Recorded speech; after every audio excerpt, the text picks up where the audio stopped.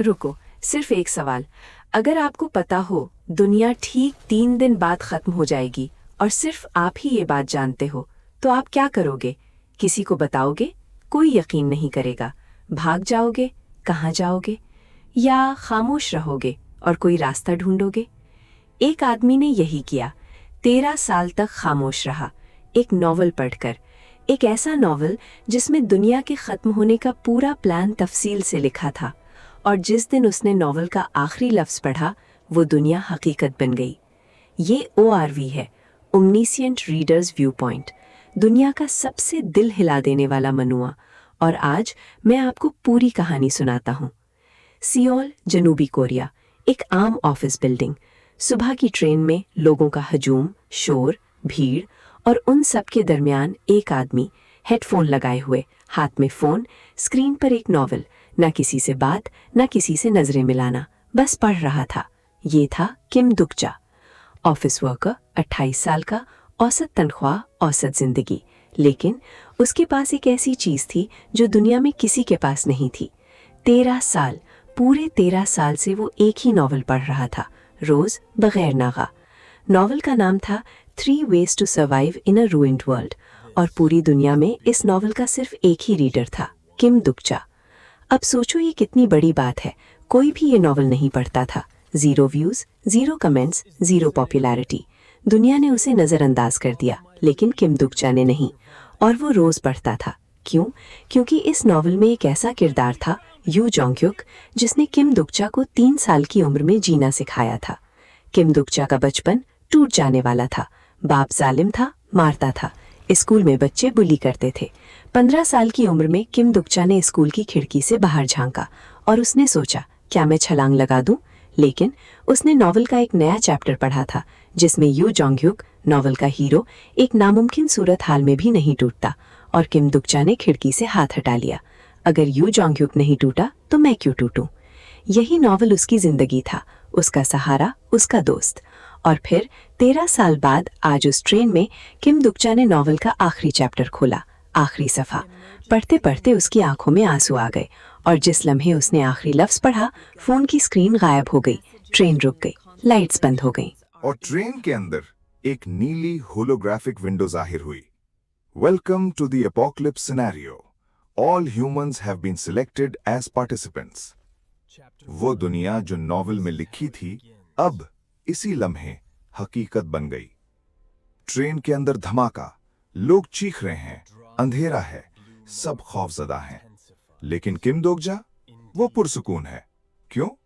क्योंकि उसने ये मंजर 13 साल पहले पढ़ लिया था। वो जानता था अब क्या होगा। नॉवल में लिखा था, ट्रेन में एक मॉन्स्टर आएगा, बचने का सिर्फ एक रास्ता है, घास फूट का। किम दोगजा ने इधर उधर देखा। एक छोटा बच्चा हाथ में कीड़ों का डब्बा पकड़े हुए। किम दोगजा दौड़ता है, डब्बा खोलता है, एक घास फुदका बाहर निकालता है, ट्रेन के एक तरफ फेंक देता है। मॉन्स्टर उस तरफ भाग जाते हैं और किम दोगजा 3 और लोगों को भी बचा लेता है। लेकिन यहां एक मसला है। नॉवेल में यह मंजर ऐसे नहीं था।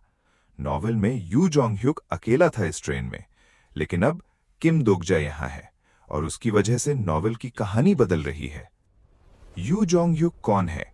वो नॉवेल का असल हीरो है, दुनिया का सबसे ताकतवर इंसान। लेकिन उसने ये दुनिया पहले भी देखी है, रिग्रेशन। दुनिया के खत्म होने के बाद वो वक्त में वापस आता रहा है। ये उसकी तीसरी कोशिश है दुनिया बचाने की, और हर बार, हर रिग्रेशन में वो अकेला लड़ता है, किसी पर एतमाद नहीं करता। तो यू जोंग-hyuk ने किम दोगजा को देखा और पहला ख्याल यही आया, इसे खत्म कर दूं। लेकिन उसने कुछ और भी देखा। किम दोगजा ऐसी चीजें जानता था जो सिर्फ यू जोंग-hyuk को मालूम होनी चाहिए थी। जरा तसव्वुर करो, आप एक नॉवेल के हीरो हो और अचानक कोई आता है जो जानता है कि आप आगे क्या करोगे, आपकी कमजोरी क्या है, आपका प्लान क्या है, आपको कैसा लगेगा? यही एहसास यू जोंग-hyuk को हुआ, और यहां से कहानी मजीद गहरी हो जाती है। जब दुनिया नॉवेल बन गई, एक और चीज भी हुई। वो लोग जिन्होंने वेज ऑफ सर्वाइवल पढ़ा था, उन्हें खास ताकतें मिल गईं। उन्हें अपोस्टल्स कहा गया, और नॉवेल के किरदार जो सिर्फ कागज पर थे, वो कॉन्स्टलेशंस बन गए।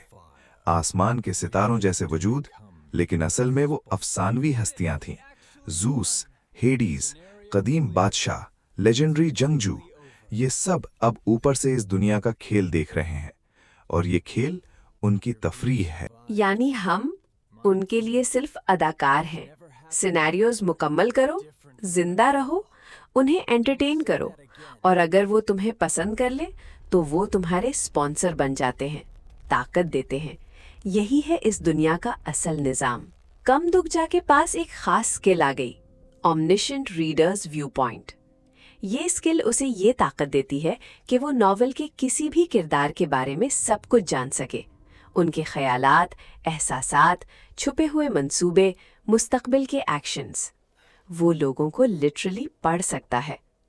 तो सोचो, एक आदमी जो दुनिया के खत्म होने का पूरा प्लान जानता है और दुनिया के ताकतवर तरीन लोगों के दिल की बात भी पढ़ सकता है। यही है कमदुकजा की असल ताकत। ना हथियार, ना सिस्टम, सिर्फ इल्म। ये अपोकलिप्स, ये सिनेरियोज, ये सब किसी ने डिजाइन किए हैं।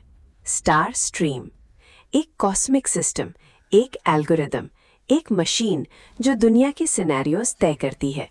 और स्टार स्ट्रीम का सिर्फ एक मकसद है, दिलचस्प कहानियां बनाना। बस इंसानियत बचे या ना बचे, स्टार स्ट्रीम को फर्क नहीं पड़ता। और वो मिस्टीरियस ऑथर TLS 123 जिसने ये नॉवेल लिखा था, वो कोई और नहीं थी, वो थी हान सू-योंग, एक लड़की जो खुद भी एक रीडर थी, लेकिन उसने एक और वर्जन लिखा। कमदुकजा का प्लान क्या था? सादा, यू जोंगयोक को अकेला ना छोड़ना। उस एक इंसान के लिए जो कभी नॉवेल का हीरो था लेकिन हकीकी जिंदगी में इंतहाई तन्हा था, कमदुकजा उसकी कहानी में एक ऐसा इंसान बनना चाहता था जो हर सिनेरियो में उसके साथ खड़ा रहे। यू जोंगयोक ने कहा, तुम नहीं जाओगे।